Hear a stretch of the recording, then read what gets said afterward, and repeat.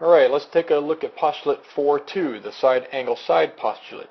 It states that if two sides and the included angle of one triangle are congruent to two sides and the included angle of another triangle, then the two triangles are congruent. Now the included angle, you see this side here and this side here, this is the included angle. Same with this triangle. Side and side and the included angle. So what's this look like?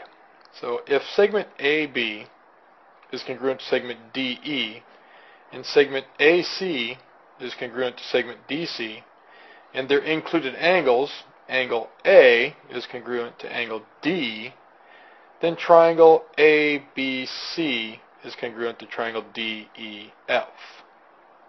Problem 2 wants to know if we need any other information to be able to prove that triangle DEF is congruent to angle FGD by side angle side.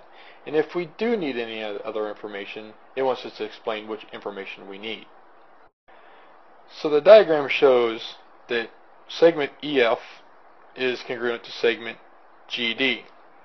And by the reflexive property of congruence, that segment DF is congruent to itself. Segment DF. In order to prove that triangle DEF is congruent to triangle FGD by side angle side, we must have congruent included angles. So we need to know that angle EFD is congruent to angle GDF. So let's look at some fun problems. This is problem number 3. And it just simply wants to know, would you use side, side, side, or side, angle, side to prove the triangle's congruent?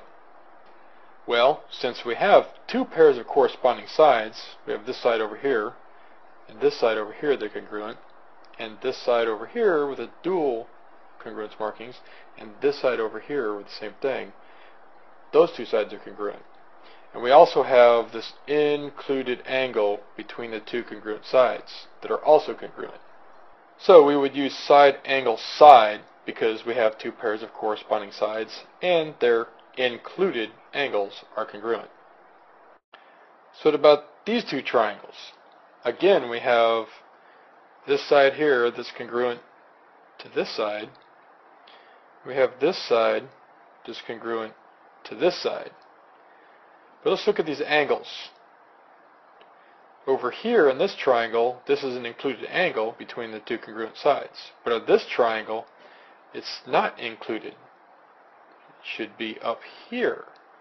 So because this angle and this angle are not the included angle between two congruent sides, there's not enough information for us to prove that these two triangles are congruent. So what about this pair of triangles? Would we use side, side, side, or side, angle, side to prove these triangles congruent? This one's pretty simple since we have one congruent marking here and one here, so these two sides are congruent. We have two congruent markings here and two here, so this side is congruent to this side, and we have three congruence markings here, so these two sides are congruent as well. So we could use side, side, side because we have three pairs of corresponding sides that are congruent. Finally, what about these two triangles? Would we use side, side, side, or side, angle, side? Let's take a close look.